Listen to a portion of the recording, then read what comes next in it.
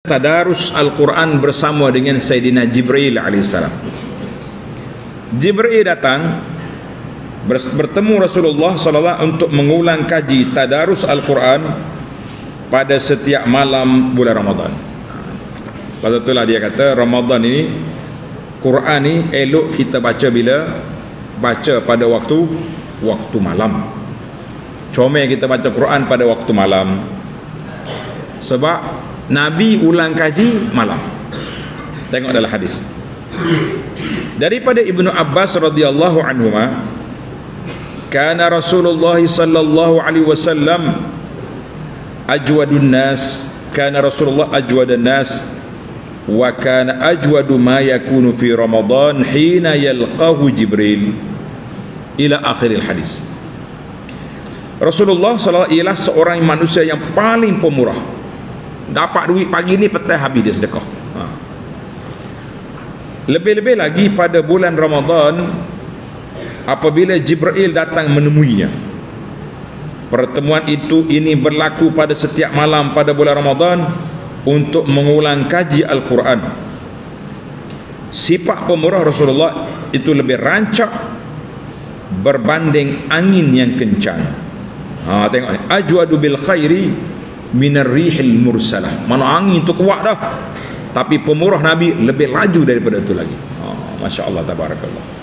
Hadzal hadis rawahul Bukhari wa Muslim. Dalam sebuah hadis Rasulullah SAW disebutkan oleh Abu Hurairah radhiyallahu anhu, kana ya'ridu 'ala an-nabi al-Quran kull 'am marratan.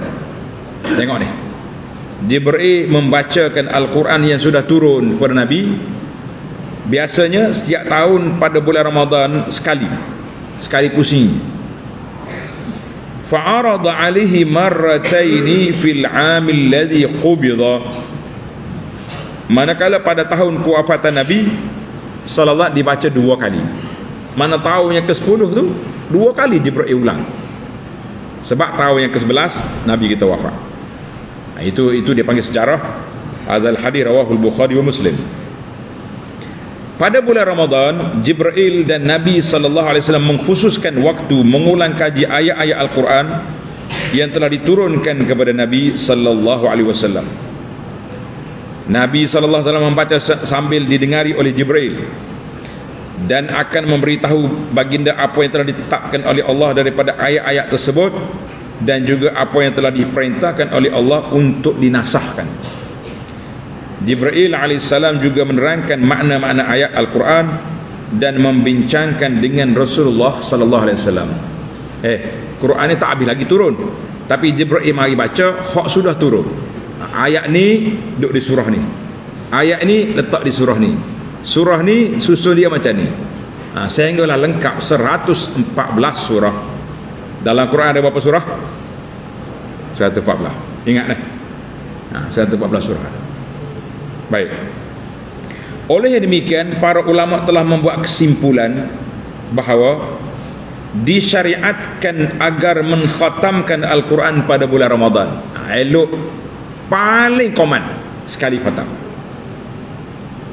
Hal demikian kerana pada setiap tahun Rasulullah SAW dan Jibril telah mengulang kaji semua ayat Al-Quran yang telah diturunkan kepada baginda sebelumnya. Malah pada Ramadan tahun terakhir sebelum kewafatan baginda Nabi SAW, mereka telah mengulang kaji sebanyak 2 kali. Inilah dalil yang menunjukkan setiap Muslim digalakkan untuk mengkhatamkan Al-Quran seluruhnya, sekurang-kurangnya sekali atau lebih pada setiap bulan Ramadan. Bahkan apa yang sunnahnya ialah mengkhatamkan Al-Quran sekali pada setiap bulan. Sunnahnya sekali sebulan. Bagi yang mampu mengkhatamkan setiap minggu, boleh. Bahkan jika mampu lagi mengkhatamkan pada setiap 3 hari, sebagaimana hadis Rasulullah sallallahu diriwayatkan dalam Sahih Bukhari dan Muslim. Tapi tak galak lebih daripada 3 hari, sebab tak ada nak faham, tak sempat nak tangkap dia punya makna. Maka elok kita khatam 10 hari 3 hari sekali, maknanya 10 juzuk sehari. Kalau nak kurang sikit, seminggu sekali. Kurang lagi, sebulan sekali. Kurang lagi, malah Bulan sekali pun tak boleh baca Quran, malah orang panggil lagi tu. Mari bulan Ramadan tak baca khatam juga, rugi besar. Jadi alhamdulillah, kita syukur pada Allah SWT. Fenomena khatam Quran di bulan Ramadan ni alhamdulillah tersebar di masjid-masjid. Kita tanya banyak dalam masjid, ada khatam Quran sini? Ada. Kita akan baca lepas subuh, lepas zuhur, lepas asar, lepas tarawih dia baca khatam sekali. Di masjid kita ni, Masjid Pondok Sungai Durian, daripada zaman semenjak arwah ayahanda Tuan Guru Haji Amr Rahman, orang panggil Ayah Haji rahimahullah, dia baca bulan Ramadan, baca ayat dengan terjemahan. Dulu kita baca tafsir Hasan, ada orang baca Ayah Hasan, baca lagu apa-apa. Tapi oleh kerana kitab tu sudah tidak dicetak lagi, maka ana tukar kepada tafsir yang kita baca pagi-pagi, tafsir Pimpinan Ar-Rahman. Sebab kita ni sudah ada, kita tahu tafsir Pimpinan Ar-Rahman panjang sebab dia ada huraian. Tapi biarlah kita baca, kita khatam sekali setahun di masjid kita ni, kata alhamdulillah. Ayahanda, ibunda, makcik-makcik, pakcik-pakcik hak boleh sabar, boleh istiqamah, insya-Allah kita khatam sama-sama pada hari 27 atau hari 28 nanti biiznillahi azza wa jalla, khatamlah ayat Quran. Alhamdulillah. Itu hak baca tadarus. Hak baca sore-sore pula, dia khatam pula sekali dua kali lagi, insya-Allah. Kata insya-Allah. Baik. Oleh sebab itu, para ulama salaf telah mengkhususkan satu bahagian dari waktu mereka pada bulan Ramadan untuk membaca Quran. Sehingga kan Imam Az-Zuhri rahimahullah pernah berkata, tak kala menjelang Ramadan, maka itulah waktunya untuk Al-Quran dan memberi makan orang berpuasa. Ingat, jangan baca Quran saja, dimasak juga makanan untuk iftar saim, pahala pula. Jadi kita boleh pahala Quran, kita boleh baca apa? Boleh baca, boleh pahala orang buka puasa pula. Oi, suka ke tidak meraih pahala? Suka benar. Ibu-ibu, makcik-makcik hak larat dimasak. Hak tak larat kholo bitih banyak. Baru biar boleh juga. Alhamdulillah. Tengok cerita. Diriwayatkan bahawa Imam Malik rahimahullah, Imam Madinah, apabila tiba bulan Ramadan, beliau berhenti daripada membaca hadis, lalu menggantikannya dengan membaca Quran Al-Karim daripada mushaf. Baca tengok. Berhenti. Kita sini dah setengah tempat pengajian ni bulan Ramadan ni lah dia ngaji nahwu, dia ngaji sarah. Kita kata berhentilah ngaji tadabbur Al-Quran. Lah ni banyak dah alhamdulillah.